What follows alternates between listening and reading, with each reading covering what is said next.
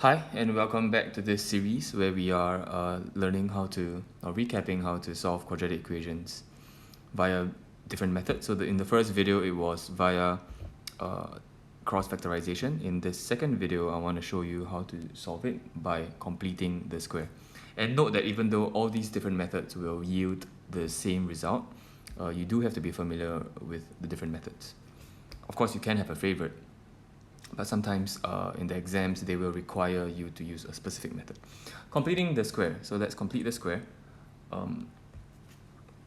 How do we complete the square? First, we write down the x squared term and the x term, and then we take the coefficient of the x term and we add that coefficient divided by 2 squared.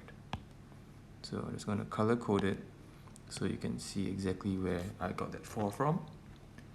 And then whatever I add, I should also subtract away because I'm not trying to change the value.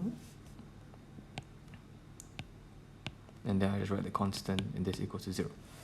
So you can see that over here, all this just equals this part that I bracketed in red gives me, they cancel each other out, right? They go back to 0, then I get back my original quadratic.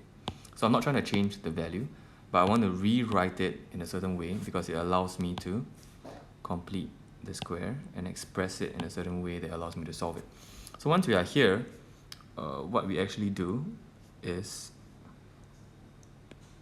we say that x squared plus 4x. Of course, in this case, we can simplify. So 2 squared minus 2 squared. Oops, rewrite that. Minus 21 equals to 0. And then what does this look like? Now that looks like a squared plus b squared. So a is x, a squared, plus b squared, b is 2, plus 2ab. So this can actually give me a plus b squared, right? So you can pause the video and take some time to figure out and convince yourself. You can actually expand this and you will see that you get back the original expression. Of course, whatever we have left, we have to just carry down. So we can say minus 4 minus 21, and then we are back to equal 0.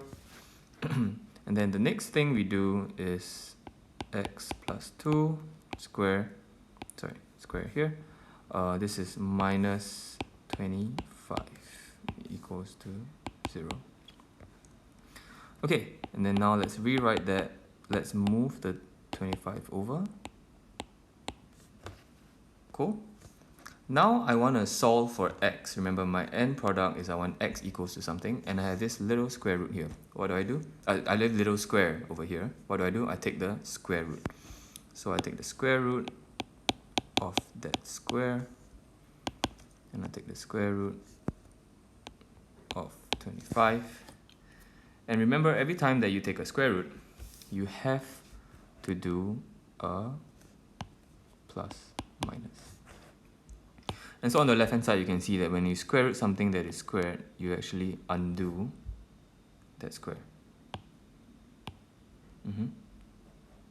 It's kind of like 2 squared, and then if you take a square root, it goes to 2, right? 2 squared equals to 4.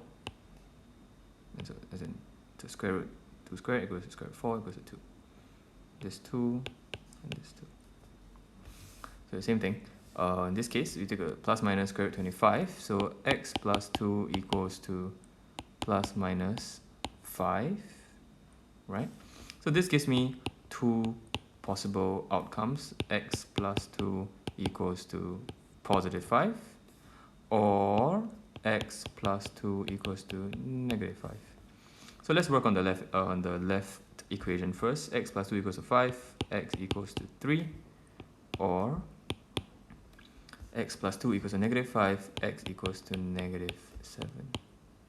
Voila, this is how you solve a quadratic equation using by completing the square.